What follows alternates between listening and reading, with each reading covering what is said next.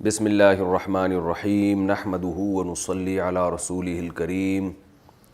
تیسرے پارے کا رکوع نمبر 15 اور سورہ آل عمران کا رکوع نمبر 7۔ اس رکوع کا لفظی ترجمہ بھی ہو چکا، مختصر گرامر بھی، اس کی تفسیر بھی۔ اس میں کچھ علمی نکات تھے، میں نے عرض کیا تھا مختصراً بیان کروں گا، بہت تھوڑا سا ہے، اس کے بعد ہم اگلے رکوع کی طرف چلتے ہیں۔ اعوذ باللہ من الشیطان الرجیم، بسم اللہ الرحمن الرحیم۔ قل یا اہل الکتاب تعالوا الی کلمۃ سواء بیننا وبینکم الا نعبد الا اللہ۔ اے اہل کتاب، ایسی بات کی طرف آؤ جو ہمارے اور تمہارے درمیان مشترک ہے کہ ہم اللہ کے سوا کسی کی عبادت نہیں کریں گے اور اس کے ساتھ کسی کو شریک نہیں بنائیں گے۔ اس میں ہمیں تبلیغ کا ایک ادب پتہ چلتا ہے کہ جب بھی آپ کسی کو دین کی دعوت دیں گے تو کچھ چیزیں آپ میں اور آپ کے مخالف میں کامن ہوتی ہیں، تو پہلے ان کامن چیزوں پہ لایا جائے اس کو، اختلافی چیز بعد میں۔ چونکہ اہل کتاب یعنی یہود اور عیسائیوں کا یہ دعویٰ تھا کہ ہم توحید پرست ہیں، ہم ایک خدا کو ماننے والے ہیں، تو یہاں بھی اللہ نے فرمایا ان سے کہیے کہ آؤ ایسی بات کی طرف جو ہمارے تمہارے درمیان مشترک ہے، وہ توحید یعنی اصل توحید پر آ جاؤ۔ تو ہمیں بھی اس کا خیال کرنا چاہیے کہ جب بھی کسی کو ہم دعوت دیں تو یہ دیکھیں کہ کچھ چیزیں ہمارے اور اس کے درمیان مشترک ہیں۔ مثال کے طور پر جب آپ ملحد کو یعنی جو خدا کا انکار کرنے والے ہیں نا، ان کو دین کی دعوت دیں تو اس میں نماز روزے کی طرف نہیں آتا انسان کہ اس میں آپ زکوٰۃ اور نماز کا تذکرہ شروع کر دیں۔ جو خدا کا انکار کرتا ہے وہ انکار کرتا ہے عقل کی بیس پہ، تو اس کو دعوت دی جائے کہ آؤ عقل سے فیصلہ کرواتے ہیں ہم کہ تم اپنے دعوے میں سچے ہو یا ہم اپنے دعوے میں سچے ہیں۔ تو ہوتا یہ گڑبڑ یہ ہوتی ہے کہ لوگ غیر ضروری تفصیل میں جانا شروع کر دیتے ہیں، تو ایک آدمی کی بیس ہی ٹھیک نہیں ہے، وہ ابھی خدا کے وجود ہی کا منکر ہے، تو آگے جنت جہنم اور باقی ساری چیزوں پر تو وہ اعتراض کرتا رہے گا، اور وہ اعتراض کر کر کے آپ کو الجھاتا رہے گا، کیونکہ ہر چیز کا جواب عقل سے ممکن نہیں ہے۔ تو بیسک چیز کیا ہے کہ ہم ملحد کو جب دعوت دیں گے تو ہم کہیں گے عقل سے فیصلہ کرواؤ کہ کیا ایک روبوٹ جو ہے وہ خود سے وجود میں آ سکتا ہے؟ اگر نہیں آ سکتا تو روبوٹ کا موجد جو انسان ہے، جو روبوٹ سے زیادہ ذہین ہے، وہ کیسے وجود میں آ گیا؟ ایک ٹوٹا ہوا گلاس نہیں جڑ سکتا خود بخود کروڑوں سال میں بھی، تو پورا انسان جڑ کے کیسے ماں کے پیٹ سے باہر نکل آتا ہے اور نکلتے ہی ماں کی چھاتیوں میں دودھ پیدا ہو جاتا ہے؟ تو یہ اصول اور ضابطے کی بات ہوتی ہے کہ جو آپ کا فریق مخالف ہے اس کو اس چیز پہ لے کر آئیں جس کو وہ بھی حجت مانتا ہے اور آپ بھی حجت مانتے ہیں۔ دوسری بات اس میں علمی نقطے کی ہمیں یہ پتہ چلتی ہے کہ قرآن نے کہا تعالو کا لفظ ادب و احترام کے وقت بولا جاتا ہے، تو اس میں بھی ہمیں تبلیغ کے آداب سکھائے کہ جب آپ کسی کو دین کی دعوت دیں تو اس کو عزت والے الفاظ اس کے لیے استعمال کریں۔ تعالو میں نے بتایا تھا نا کہ تشریف لائیے، آئیے، اس معنی میں استعمال ہوتا ہے، تو لٹھ لے کے اس کے اوپر چڑھ جانا اور اس کو ایسے اس کو یعنی طنز کرنا، اس سے انسان دعوت کا کام نہیں کر سکتا۔ تیسری علمی نقطے کی بات پتہ چلی، وَلَا يَتَّخِذَ بَعْضُنَا بَعْضًا أَرْبَابًا مِّن دُونِ اللَّهِ۔ یہود و نصارہ نے اپنے علماء کو خدا بنا لیا تھا، اور اس کی تفصیل حدیث میں آتی ہے کہ ان کے علماء کو یہ اختیار تھا کہ وہ جب کسی چیز کو حلال قرار دیں یا جب چاہیں کسی چیز کو حرام کر دیں۔ تو آج بھی جاہل پیروں میں ایسا ہوتا ہے کہ مرید شریعت نہیں دیکھتے بلکہ پیروں کے عمل کو دیکھتے ہیں، اور شریعت پر اپنے پیروں کو نہیں پرکھا جاتا بلکہ شریعت کو پیر و مرشد پہ پرکھا جاتا ہے۔ تو وہ جماعت سے نماز پڑھیں نہ پڑھیں، وہ پردہ کے مسائل کا خیال کریں نہ کریں، تو وہ جو کہہ دیں بس یہ کرتے چلے جاتے ہیں، تو یہ لوگ بھی اسی فہرست میں داخل ہیں۔ اور میں نے بتایا تھا کہ اس آیت کا غلط مطلب بھی بعض لوگ بیان کرتے ہیں کہ ائمہ مجتہدین کے جو فالوورز ہیں ان پر بھی آیت فٹ کر دی جاتی ہے بعض دفعہ کہ دیکھو فلاں مجتہد نے جس چیز کو حلال کیا ان کے مقلدین اسی کو حلال سمجھتے ہیں۔ تو علماء کی جو پیروی ہے، اہل حق علماء کی پیروی، وہ اس آیت میں داخل نہیں ہے۔ اس کی وجہ یہ ہے کہ حدیث میں یہ نہیں آتا کہ وہ حلال کو حلال بتاتے تھے، حرام کو حرام بتاتے، بلکہ حرام کو حلال کرنا اور حلال کو حرام کرنے کا رائٹ ان کے پاس تھا۔ اور یہ آج بھی عیسائیت اسی کی قائل ہے کہ پادری کو یہ رائٹ ہے، پادری کو یہ حق حاصل ہے کہ وہ تبدیلی کر سکتا ہے، جبکہ مسلمانوں کا اپنے مجتہدین محدثین علماء کے بارے میں قطعاً یہ خیال نہیں ہے کہ ان کو حلال کو حرام یا حرام کو حلال کرنے کا حق حاصل ہے، بلکہ وہ ان کو فالو صرف اس بیس پہ کرتے ہیں کہ حلال و حرام کا علم ان کے پاس ہم سے زیادہ ہے، یہ قرآن و سنت کو ہم سے زیادہ سمجھتے ہیں، اور اس کے بارے میں قرآن میں اللہ کا ارشاد ہے فاسألوا اہل الذکر ان کنتم لا تعلمون، اگر تمہیں علم نہیں ہے تو تم اہل علم کو فالو کرو۔ تو ہاں کہیں یہ ثابت ہو جائے کہ مجتہد کا قول قرآن و سنت کے 100% خلاف ہے تو ایسے موقع پہ پھر مجتہد کے قول کو چھوڑنا وہ لازم ہے، لیکن یہ عوام کا کام نہیں ہے، یہ بھی علماء کا کام ہے۔ عوام کو ایسا لگتا ہے کہ مجتہد کا یہ قول قرآن و سنت کے خلاف ہے، حالانکہ وہ ہوتا نہیں ہے، کیونکہ عوام کا علم ناقص ہوتا ہے، لیکن علماء کا علم جو مجتہد اجتہاد کے درجے کے پہنچے ہوئے علماء ہیں ان کا علم کامل ہوتا ہے۔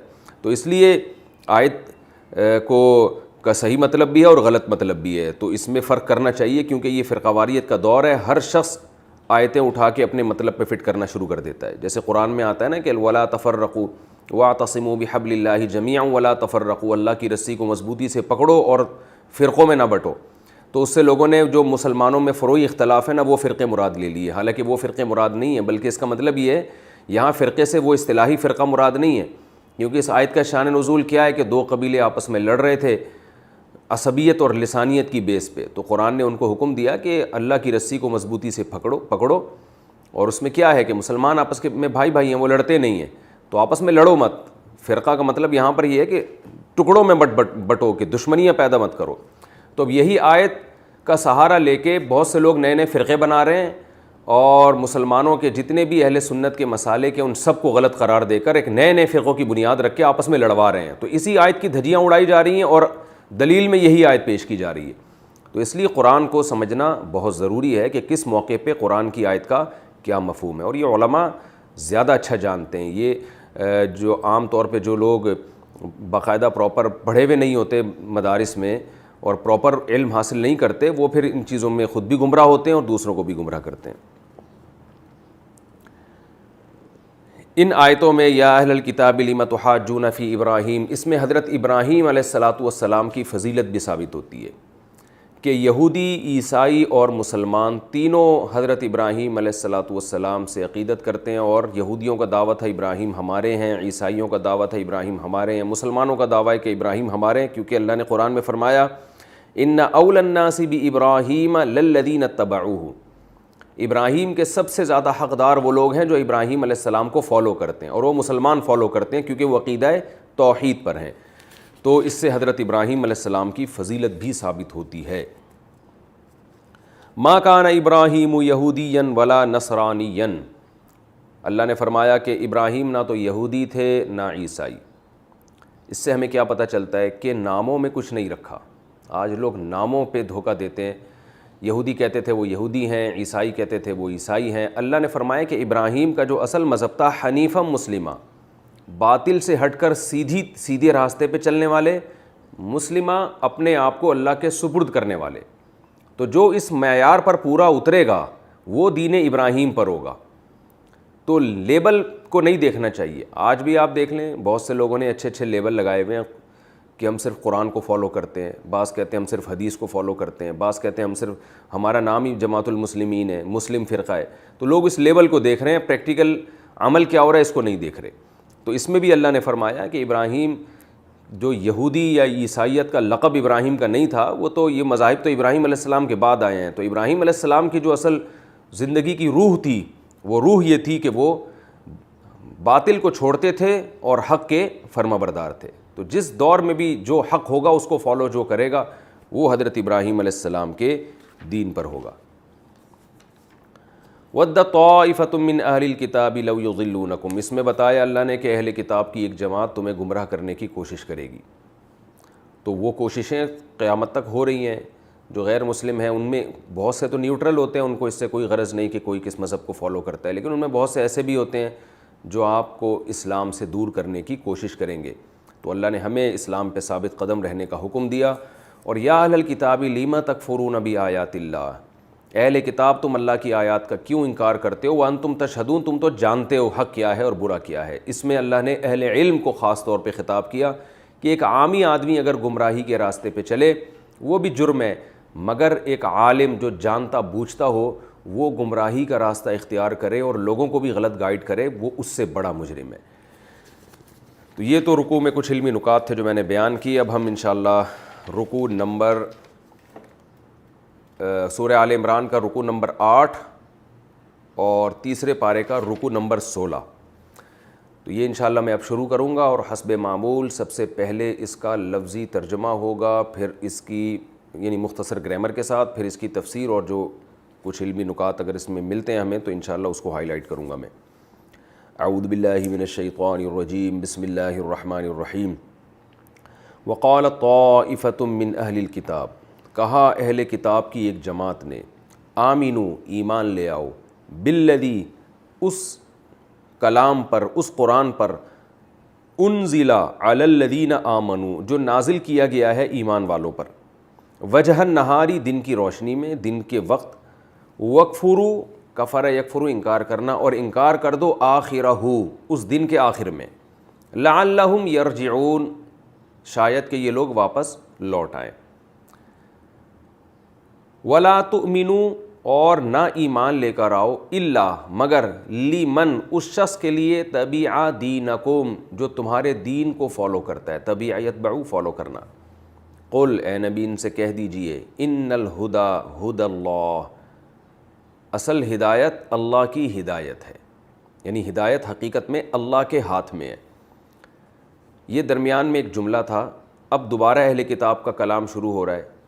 ان یؤتی احد مثل ما اوتیتم، کہ دے دیا جائے، آتا یوتی ایتاء کا معنی عطا کرنا، یؤتا پیسو وائس سے عطا کیا جائے، کہ کہیں دے دیا جائے کوئی شخص مثل ما اس چیز کے مثل اوتیتم جو تمہیں دیا گیا ہے۔ اس کا میں مفہوم جب مفہوم بتاؤں گا نا تو انشاءاللہ اس آیت کا مطلب سمجھ میں آئے گا۔ او یحاجوکم عند ربکم، یا وہ تم سے حجت بازی کریں، حجت میں غالب آ جائیں تمہارے رب کے نزدیک۔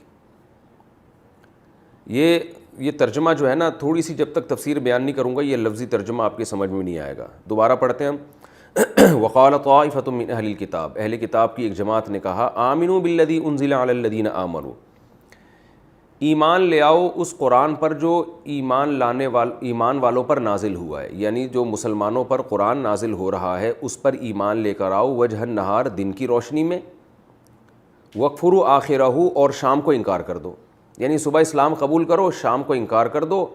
اس سے ہوگا یہ لعلہم یرجعون، کہ یہ جو مسلمان پکے ہیں نا یہ بھی لوٹ آئیں گے، کیونکہ یہ دیکھیں گے کہ ایک قوم اسلام لا رہی ہے صبح کو اور شام کو مرتد ہو رہی ہے، تو اس کا مطلب ظاہر ہے جو پہلے سے مسلمان ہیں وہ بھی کنفیوز ہو جائیں گے کہ یہ تو اتنے مخلص تھے، صبح اسلام قبول کیا تھا انہوں نے اور شام کو مرتد ہو گئے، اس کا مطلب ان کو اسلام سمجھ میں نہیں آیا، تو واقعی اسلام اس قابل نہیں ہے کہ اس کو فالو کیا جائے۔ یعنی صبح جب ایمان لے کر آؤ تو ظاہری طور پر مسلمانوں کو دکھانے کے لیے، دل میں نیت یہ ہو کہ ہم شام کو مرتد ہو جائیں گے، تو اس طرح جو پہلے سے مسلمان ہیں ان کے حوصلے بھی پست ہوں گے۔ وَلَا تُؤْمِنُوا إِلَّا لِمَنْ تَبِعَ دِينَكُمْ، اور اہل کتاب یہ بھی کہتے ہیں حقیقت میں ایمان اسی کے لیے لے کر آؤ جو تمہارے دین کو فالو کر رہا ہے، یعنی اہل کتاب پر حقیقی ایمان اہل کتاب پر، اور ظاہری طور پر مسلمانوں پر صبح ایمان لاؤ شام کو واپس آ جاؤ۔ قُلْ إِنَّ الْهُدَى هُدَى اللَّهِ، اے نبی ان سے کہہ دیجیے اصل ہدایت اللہ کے ہاتھ میں، یعنی تم یہ ڈرامے کرو گے تو اس سے جو پکے مومن ہیں وہ اسلام سے پیچھے ہٹنے والے نہیں ہیں، کیونکہ دل اللہ کے قبضے میں ہے۔ ان یؤتی احد مثل ما اوتیتم، یہ اس کی وجہ بیان کی جا رہی ہے کہ اہل کتاب یہ اس لیے کر رہے ہیں، ان یؤتی احد کہ کسی کو وہ کچھ کیوں دیا جا رہا ہے جو تمہیں دیا جا رہا ہے، یعنی اہل کتاب کی جو اصل دل کی آواز ہے وہ یہ ہے کہ اگر ہم مسلمانوں پر اور صحابہ پر سچی مچی کا صحیح حقیقت کا ایمان لے آئیں گے تو نقصان یہ ہوگا کہ جو علم تمہیں دیا گیا ہے ہم یہ مان لیں گے کہ وہ علم اللہ نے اہل اسلام کو دے دیا، عربوں کو دے دیا، صحابہ کو دے دیا، تو ہم یہ یعنی حسد ہے کہ کسی ایک کو وہ کچھ کیوں مل رہا ہے جو ہمیں ملا ہوا ہے، سرداری تو ہمیں ملی ہوئی ہے تو ہم کسی اور کو یعنی یہ سرداری یہاں سے ٹرانسفر کیسے ہوگی۔ او یحاجوکم عند ربکم، یا یہ ہوگا کہ یہ لوگ قیامت کے دن پھر رب سے حجت بازی کریں گے، یعنی ہم اگر ان پر حقیقی معنوں میں ایمان لے آئیں اور ان کا اقرار کر لیں جا کے، تو پھر قیامت کے دن اللہ کے سامنے بھی ہم کیا جواب دیں گے؟ اللہ کہے گا تم نے تو دنیا میں ان کے سامنے اقرار کر لیا تھا، تم مان لیا تھا، تو تم نے پھر اسلام حقیقت میں قبول کیوں نہیں کیا؟ تو اے نبی آپ ان سے کہہ دیجئے قل ان الفضل بید اللہ، کہ فضل اللہ کے ہاتھ میں ہے، یعنی تمہارے اس طرح کی تدبیروں سے اسلام کو نقصان تو نہیں ہوگا، اور اللہ نے جو اہل اسلام کو فضیلت دی ہے یہ فضیلت اللہ کے ہاتھ میں ہے، تمہارے حسد کرنے سے، جیلیسی سے یہ فضیلت اللہ مسلمانوں سے چھینے گا نہیں ہے، یعنی جو روحانی قیادت ہے وہ مسلمانوں سے چھینی نہیں جائے گی. یوتی ہی میاں، یہ چونکہ تفسیر کے بغیر یہ ترجمہ ہی سمجھ میں نہیں آتا، اس لیے مجھے مختصر تفسیر کرنی پڑی اس میں. قل ان الفضل بید اللہ، اے نبی ان سے کہہ دیجئے کہ فضل اللہ کے ہاتھ میں ہے. یعنی اللہ نے جو روحانی پیشوا اہل اسلام کو بنا دیا اور محمد صلی اللہ علیہ وسلم کو بنا دیا، تو یہ اللہ کے ہاتھ میں فضل ہے، تم حسد کرنے سے کچھ بھی حاصل نہیں ہوگا. یوتی ہی من یشاء، جس کو چاہتا ہے اللہ فضل عطا فرماتا ہے. واللہ واسع علیم، اللہ خوب وسعت والا اور علم والا ہے. یختص برحمتہ من یشاء، جس کو چاہتا ہے اپنی رحمت کے ساتھ خاص کر دیتا ہے. واللہ ذو الفضل العظیم، اللہ بہت فضل والا، بڑے یعنی عظیم فضل والا ہے. ومن اہل الکتاب، اور اہل کتاب میں سے بعض ایسے ہیں، من ایسے لوگ بھی ہیں، ان تأمنہ، امینہ یأمنہ کا معنی ہوتا ہے کسی پر اعتماد کرنا، امانت سے نکلا. یہ کہتے ہیں نا امانت، تو اعتماد کی بیس پہ امانت دی جاتی ہے نا، امین قابل اعتماد آدمی، کہتے ہیں نا صادق اور امین. اہل کتاب میں بعض ایسے ہیں، ان تأمنہ امینہ یأمنہ، اگر آپ اعتماد کریں گے ہو اس پر، بقنطار، دولت کے ایک ڈھیر کے ساتھ، یعنی سونے کا گویا ایک پہاڑ ہے، آپ نے اس کو اعتماد کر کے دے دیا. ایک گویا مال کے ایک قنطار کہتے ہیں بہت بڑا ڈھیر، دولت کے ایک ڈھیر کے ساتھ آپ نے اس پر اعتماد کر لیا. یؤدیہ ادا یؤدی تأدیۃ، سبح یسبح تسبیحا کی طرح ہے کہ یؤدیہ ادا کرے گا وہ الیک آپ کی طرف، یعنی وہ اس میں بھی خیانت نہیں کرے گا. اہل کتاب میں بعض ایسے بھی ہیں. ومنہم، اور ان میں بعض ایسے بھی ہیں، من ان تأمنہ بدینار، کہ اگر آپ اعتماد کریں گے اس پر ایک دینار، جو سب سے چھوٹی اکائی ہے اس دور کی کرنسی کی، ایک دینار کے معاملے میں بھی اگر آپ اس پر اعتماد کریں گے، لا یؤدیہ الیک، تو وہ آپ کی طرف اس کو نہیں لوٹائے گا، الا مگر ایک صورت میں، ما جب تک دمتا علیہ، آپ مسلسل کھڑے رہیں گے، قائمن اس کے اوپر. قائمن کا معنی کھڑے رہیں گے، دمتا اصل میں تھا دومتا، ضربتا کی طرح، داما یدوم، نصر ینصر کی طرح. اس کا معنی ہوتا ہے کسی چیز کا ہمیشہ رہنا، کہتے ہیں نا دائمی نزلہ ہے، دائمی، دائم سے نکلا، اللہ تمہیں قائم و دائم رکھے، دوام، دائمی. اور یہ سب الفاظ جو ہے نا کنٹینیو کوئی کام ہو رہا ہو تو اس کے معنی میں استعمال ہوتے ہیں. دائمی، دوام، دائمی بخار سنا ہوگا آپ لوگوں نے اشتہاروں میں، دائمی نزلہ ہے جی، دائمی بیماری رہتی ہے ان کو، تو اصل میں تھا دومتا، ضربتا کی طرح، تو اس کو پڑھا جاتا ہے دمتا. تو الا ما دمتا، مگر یہ کہ جب تک آپ کنٹینیو رہیں گے، علیہ اس پر، قائمن کھڑے. یعنی ان میں بعض ایسے بھی ہیں کہ اگر آپ نے ایک دینار بھی ان کو دے دیا نا اعتماد کر کے کہ یہ ٹائم پہ واپس کر دے گا، تو واپس نہیں کرے گا، ایک صورت میں واپس کرے گا، آپ کنٹینیو اس کے سر پہ جا کے کھڑے ہو جائیں. ذالک بانہم، یہ جو کنجوسی ہے اور یہ جو پیسے غصب کر لینا ہے کسی کے، یہ اس لیے ہے، بانہم، اس وجہ سے ہے کہ بے شک یہ لوگ جو یہود و نصارہ تھے، قالوا، انہوں نے کہا ہے، لیس علینا، نہیں ہے ہمارے اوپر، فی الامیین سبیل، امی لوگوں میں کوئی راستہ، یعنی امی لوگوں کے لیے ہمارے اوپر کوئی راستہ ہے ہی نہیں. یہ اصل میں ایک محاورے کے طور پہ یہ لفظ استعمال ہوتا ہے. لوگ کہتے ہیں، عربی میں کہا جاتا ہے لیس لک علینا سبیل، کہ آپ کے لیے میرے اوپر کوئی راستہ نہیں ہے. کیا مطلب؟ آپ اپنا راستہ لو، میں اپنا راستہ، یعنی آپ میرے اوپر آپ کے سرے سے کوئی حقوق ہے ہی نہیں. یہ اس وقت یہ استعمال ہوتا ہے یہ لفظ عام طور پر، کہ یعنی آپ آ ہی نہیں سکتے اس طرف، راستہ ہی نہیں ہے. تو یعنی مطلب یہ کہ میرے لیے آپ کو نقصان پہنچانا حلال ہے اور آپ انتقام لینے کے لیے ادھر آ ہی نہیں سکتے. یہ بھی مفہوم اس کا اس موقع پہ بنتا ہے. تو اللہ فرماتے ہیں کہ یہ جو پیسے غصب کر لیتے ہیں، وجہ اس کی یہ کہ یہ کہتے ہیں کہ امیین کا ہمارے اوپر کوئی راستہ سرے سے ہے ہی نہیں. یعنی جو مشرکین مکہ ہیں یہ تو امی ہیں اور ہم اہل کتاب ہیں، تو اگر ہم نے ان کے پیسے کھا بھی لیے تو کوئی بری بات نہیں ہے، ہم کھا سکتے ہیں اور یہ ہم سے مطالبہ نہیں کر سکتے. تو وہ ایک دینار کے ہمیں پورا پہاڑ کھانے کا بھی موقع ملا تو ہم کھا لیں گے، کیونکہ ہم پڑھے لکھے لوگ ہیں، ہم اہل کتاب ہیں، ہم پیغمبروں کو فالو کرتے ہیں، اور یہ بت پرست لوگ ہیں، تو ہم ان کے پیسے کھا سکتے ہیں. اللہ فرماتے ہیں وَيَقُولُونَ عَلَى اللَّهِ الْكَذِبَ وَهُمْ يَعْلَمُونَ، یہ لوگ بولتے ہیں اللہ پر جھوٹ جبکہ ان کو پتہ بھی ہے. یعنی اہل کتاب اللہ پہ جھوٹ بول رہے ہیں کہ گویا ہم پر ہماری طرف امیین کے لیے کوئی راستہ ہی نہیں ہے. تو یہ اللہ پہ جھوٹ باندھ رہے ہو، اللہ نے تو ایسا کوئی قانون نہیں بنایا. آگے اللہ فرماتے ہیں بلا، کیوں نہیں بھائی، اللہ کا تو اصول یہ ہے من اوفا بعہدہ، جو بھی اپنے عہد کو پورا کرتا ہے، واتقا، اور اللہ سے ڈرتا ہے، فإن اللہ یحب المتقین، تو بے شک اللہ تعالیٰ پرہیزگار لوگوں سے محبت کرتے ہیں.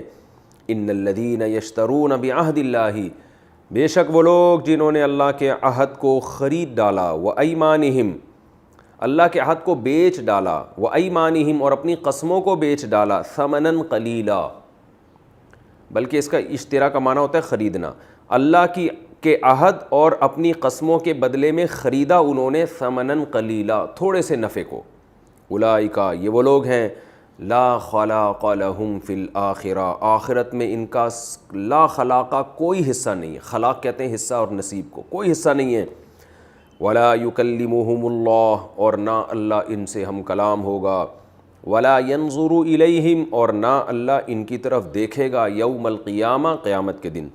ولا یزکیہم، اور نہ اللہ ان کو گناہوں سے پاک کرے گا. ولہم عذاب علیم، اور ان کے لیے دردناک عذاب ہے. وَإِنَّ مِنْهُمْ، اور بے شک ان اہل کتاب میں سے، لَفَرِيقًا، لام تاکید کے لیے، فریقاً کا معنی ایک جماعت ایسی ہے،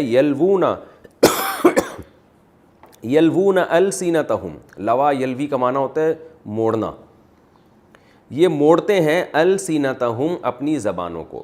السنہ جمع ہے لسان کی، لسان زبان کو کہتے ہیں، اپنی زبانوں کو ٹیڑھا کرتے ہیں، گھماتے ہیں، بالکتاب، کتاب کے ساتھ، یعنی جو تورات اور انجیل ہے نا اس کی تلاوت میں زبان کو گھما دیتے ہیں، غلط آیتیں پڑھتے ہیں. لِتَحْسَبُوهُ مِنَ الْكِتاب، تاکہ ان کے کلام کو تم سمجھو کتاب میں سے. حسیبہ یحسبو کا معنی ہوتا ہے گمان کرنا، سمجھنا.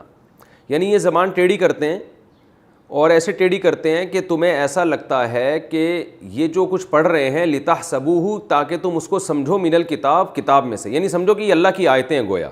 وما ہوا من الکتاب، حالانکہ وہ اللہ کی کتاب میں سے نہیں ہوتا، یعنی اللہ کی آیتیں نہیں ہوتی، وہ ان کی اپنی طرف سے باتیں ہوتی ہیں.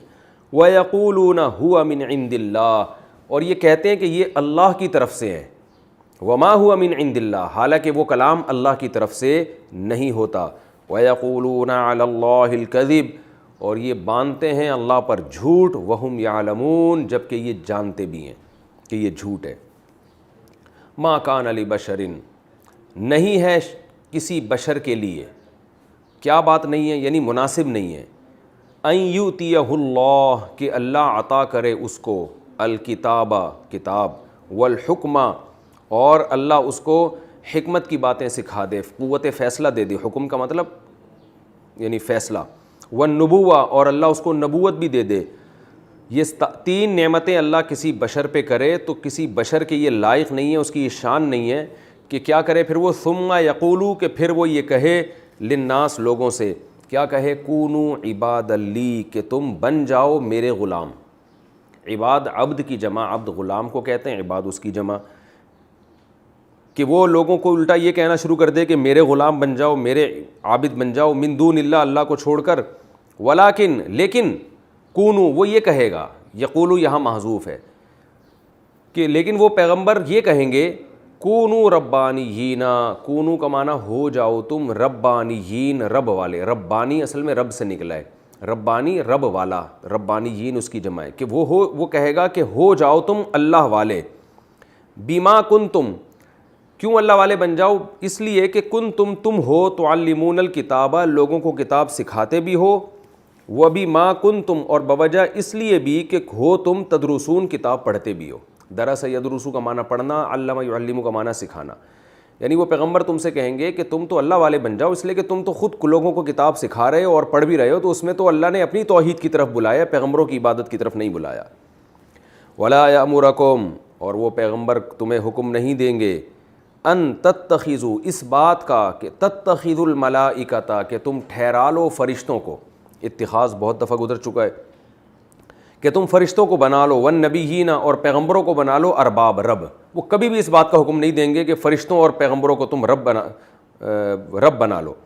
ایامرکم بالکفر، آ کا معنی کیا، یامرو حکم دینا، کیا وہ حکم دے گا تم کو کفر کا، بعد اذ انتم مسلمون، بعد اس کے کہ تم فرمانبردار بننا چاہتے ہو. یہ کیسے ممکن ہے کہ تم اللہ کی کتاب پڑھ کے توحید پہ آنا چاہتے ہو اور پیغمبر تمہیں توحید کے راستے سے ہٹا دے؟ تو کوئی پیغمبر ایسا نہیں کر سکتے. یہ تو اس کا لفظی ترجمہ مختصر گرامر کے ساتھ تھا، اور کچھ تفسیر اس میں ہو گئی ہے، لیکن میں بہرحال ایک فارمیلٹی پوری کرنے کے لیے مختصر تفسیر دوبارہ بیان کر دیتا ہوں. اس کے بعد انشاءاللہ اس میں جو علمی نکات ہیں وہ بیان ہوں گے.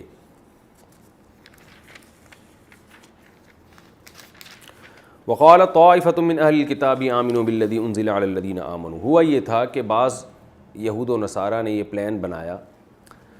دیکھیں مختلف دور میں سازشیں ہوتی رہتی ہیں اہل حق کو حق کے راستے سے ہٹانے کے لیے.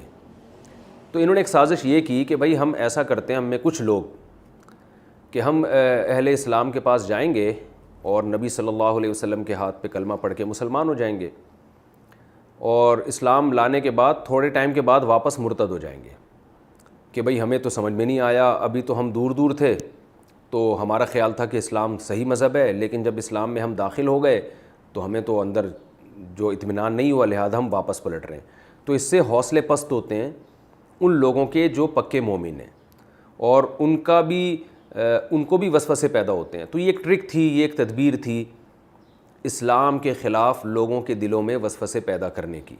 تو اسی تدبیر کا اللہ نے ذکر کیا کہ اہل کتاب کی ایک جماعت نے کہا کہ بھئی جو اہل اسلام پر جو قرآن نازل ہو رہا ہے نا، صبح کے وقت ایمان لے آؤ، وَاکْفُرُوا آخِرَہُ، اور شام کو واپس پلٹ آؤ.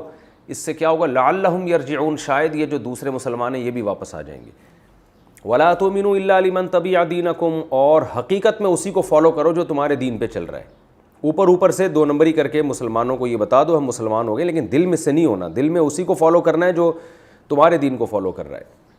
قُلْ إِنَّ الْهُدَىٰ هُدَى اللَّهِ، اے نبی ان سے کہہ دیجئے ہدایت اللہ کے ہاتھ میں.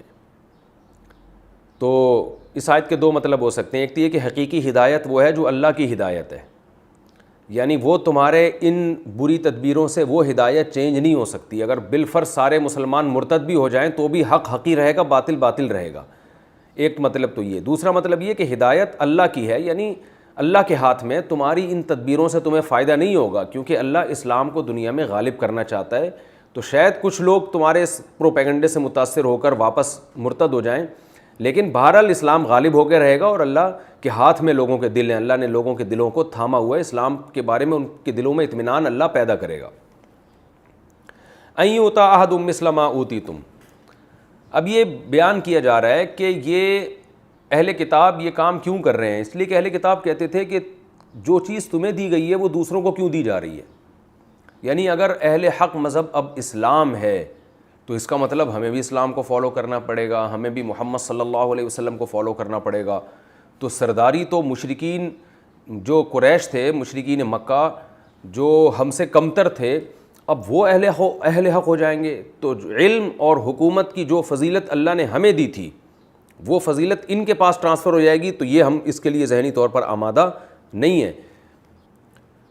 اور دوسری بات یہ کہ او یحاجوکم عند ربکم، اور قیامت میں اللہ کے سامنے حجت بازی میں بھی یہ غالب آ جائیں گے تمہارے اوپر کہ اللہ یہ تو حقیقت میں ہمارا اعتراف کرتے تھے. تو اس لیے حقیقت میں اعتراف کرنے کی ضرورت نہیں ہے، اوپر سے اعتراف کر کے شام کو واپس پلٹ آؤ. یہ بے وقوفی کی بات تھی. ظاہر ہے اللہ تو دلوں کے حالات کو جانتا ہے، اللہ کو پتہ نہیں ہے کہ کیا تدبیریں کر رہے ہیں. قل ان الفضل بید اللہ یؤتیہ من یشاء، نبی ان سے کہہ دیجئے فضل اللہ کے ہاتھ میں. اللہ نے پہلے فضل تم پہ کیا تھا، تمہارے درمیان پیغمبر بھیج کے تمہیں فضیلت دی تھی. اب تم اس لائق نہیں رہے ہو، لہذا اللہ فضل چھین کے کسی اور کو دے رہا ہے. تو اس میں ٹینشن کی کیا بات ہے؟ جس کو اللہ نے فضیلت دی ہے اس کی فضیلت کا اعتراف کر لو.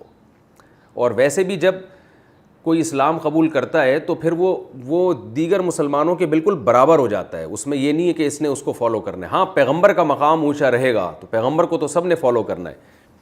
یؤتیہ من یشاء، جس کو چاہتا ہے اللہ تعالیٰ یہ فضل عطا فرماتا ہے. واللہ واسع علیم، اللہ خوب وسعت والا اور علم والا ہے. یختص برحمتہ من یشاء، اپنی رحمت کے ساتھ جس کو چاہتا ہے خاص کر لیتا ہے. تو اللہ نے ان صحابہ کو فضیلت دے دی کہ وہ ایمان لے آئے اور ایمان میں سبقت کر کے تم سے افضل ہو گئے. واللہ ذو الفضل العظیم، اللہ بڑے فضل والا ہے. ومن اہل الکتاب من ان تأمنہ بقنطار یؤدیہ الیک. اب بات چونکہ اہل کتاب کی چل رہی ہے اور اہل کتاب کی ایک برائی بیان ہوئی ہے کہ اس طرح سے دو نمبریاں کر کر کے یہ لوگ اسلام سے اور حق سے لوگوں کو کیسے ہٹانے کی کوشش کر رہے ہیں. لیکن ان میں بہت سے اچھے بھی تھے تو قرآن نے ان کی بھی تعریف کی اور قرآن نے کہا ومن اہل الکتابی، ان میں سارے برے نہیں ہیں، ان میں بعض ایسے بھی ہیں. ان تأمنہ بقنطار، کہ اگر تم سونے کا ایک پہاڑ بھی ان کے پاس بطور امانت رکھواؤ گے، اعتماد کرو گے، یؤدیہ الیک، ایک ذرہ بھی اس میں سے نہیں لیں گے اور وہ پورا پورا تمہیں لوٹائیں گے. ومنہم، اور ان میں سے ایسے بھی لوگ ہیں، ان تأمنہ بدینار، کہ ایک سکہ بھی اگر ان کو دے دو گے، لا یؤدیہ الیک، وہ تمہیں نہیں دیں گے، الا ما دمت علیہ قائمہ، جب تک اس کے سر پہ مسلسل کھڑے نہیں ہو جاؤ گے، کہ ٹینشن نہ دینا شروع کر دو گے. وہ ٹینشن سے بچنے کے لیے پھر دے دے تو ایک الگ بات ہے. وجہ کیا ہے؟ ان میں ایک عقیدے کی خرابی ہے. ان کے راہبوں نے، ان کے جو مذہبی رہنما ہیں، انہوں نے ان کو کچھ غلط چیزیں اللہ کی طرف نسبت کر کے سکھائی ہوئی ہیں.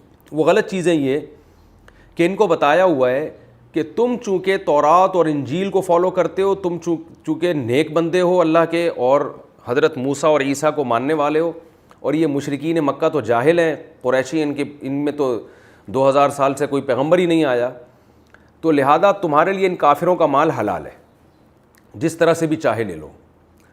تو اس بیس پر یہ کیا کرتے ہیں، اس غلط نظریے کی بیس پر یہ کیا کرتے ہیں، قالوا، یہ کہتے ہیں لیس علینا فی الامیین سبیل، یہ امی لوگوں کا تو ہمارے اوپر کوئی حق ہے ہی نہیں. سبیل کا معنی ہے حق ہوگا، ہمارے اوپر کوئی حق ہے ہی نہیں، گویا ان کا تو سب کچھ ہمارے لیے حلال ہے. وَيَقُولُونَ عَلَى اللَّهِ الْكَذِبَ وَهُمْ يَعْلَمُونَ، اللہ فرماتے ہیں اور اللہ پہ جھوٹ باندھتے ہیں، ان کو پتہ بھی ہے کہ ہم جھوٹ بول رہے ہیں.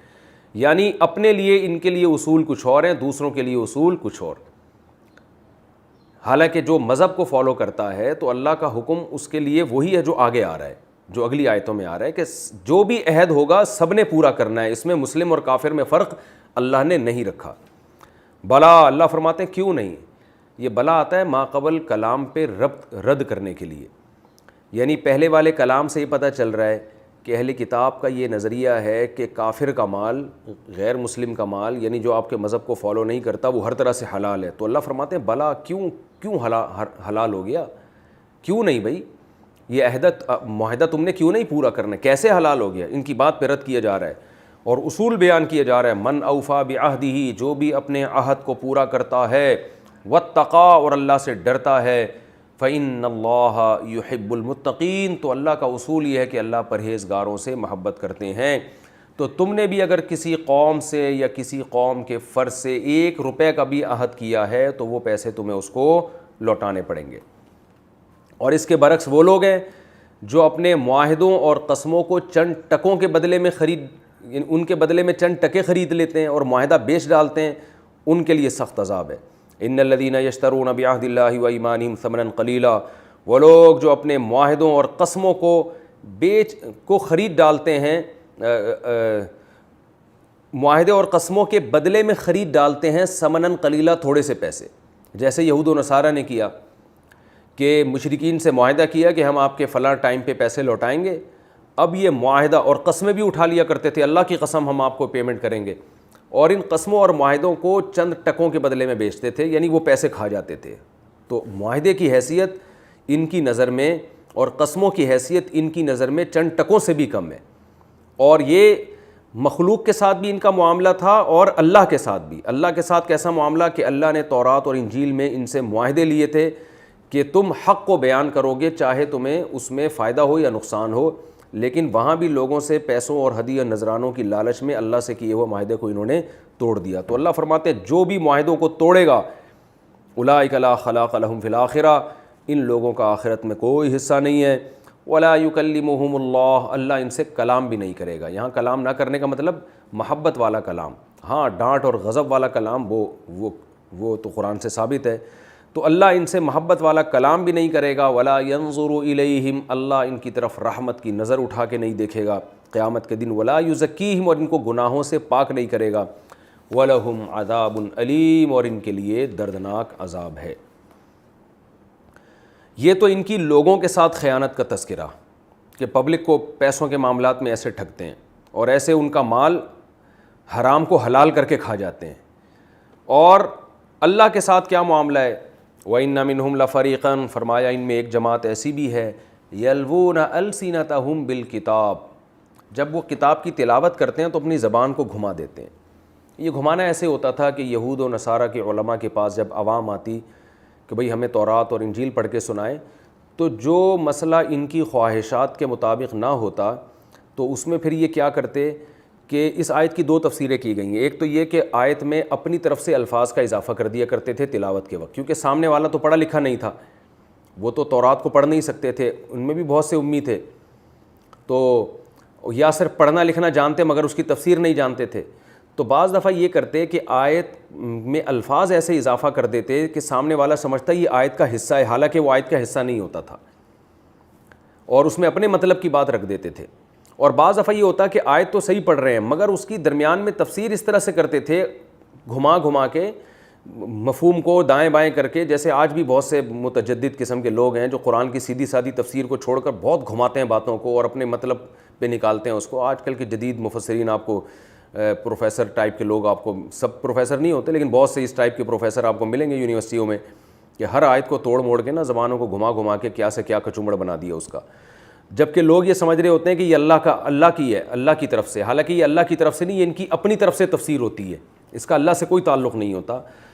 وما فرمائے لتحسبوہ من الکتاب، تاکہ تم سمجھو کہ یہ کتاب میں سے ہے، وما ہوا من الکتاب، حالانکہ وہ کتاب میں سے نہیں ہے، ویقولون ہوا من عند اللہ، اور یہ دعویٰ کرتے ہیں یہ اللہ کی طرف سے ہے، یعنی ہم جو تفسیر پیش کر رہے ہیں یہ بالکل قرآن و سنت کے مطابق ہے، یہ تورات انجیل کے مطابق ہے، وما ہوا من عند اللہ، حالانکہ اللہ کی طرف سے نہیں ہے وہ، ویقولون علی اللہ الکذب وہم یعلمون، فرمائے اللہ پہ جھوٹ باندھتے ہیں جبکہ ان کو پتہ بھی ہوتا ہے کہ ہم جھوٹ بول رہے ہیں۔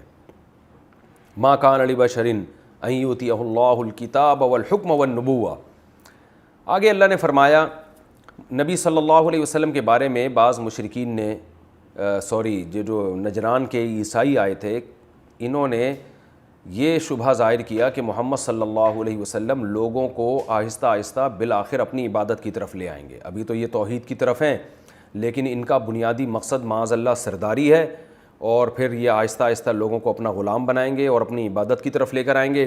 تو اللہ نے اس آیت میں ان کا جواب دیا، ما کان لبشر، کسی بشر میں یہ مجال نہیں ہے کہ اللہ اسے کتاب بھی دے، نبوت اور حکمت کی باتیں سکھائے، اور پھر وہ لوگوں سے یہ کہنا شروع کر دے کہ اللہ کو چھوڑ کر میری عبادت شروع کر دو۔ یہ ممکن نہیں ہے، کہ سچا پیغمبر ہوگا تو اس سے اس کا امکان سرے سے ہے ہی نہیں۔